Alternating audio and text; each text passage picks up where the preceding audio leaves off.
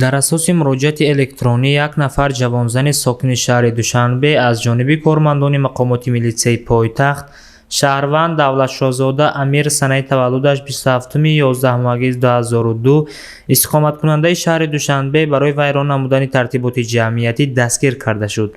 зимни санҷиш муайян гардид, ки Давлатшоҳзода Амир ҳангоми дар суроғаи ноҳияи Сино кӯчаи Бобоҷон Ғафуров қарор доштанд, нисбати ҷавонзани муроҷиаткунанда бо алфози қабеҳ шаъну шарафи ӯро дар назди атрофиён паст задааст. алфози қабеҳ ва амалу рафтори зидди ахлоқӣ номбурда, ки дар наворҳо сабт гардидаанд, пурра исботи худро ёфтаанд.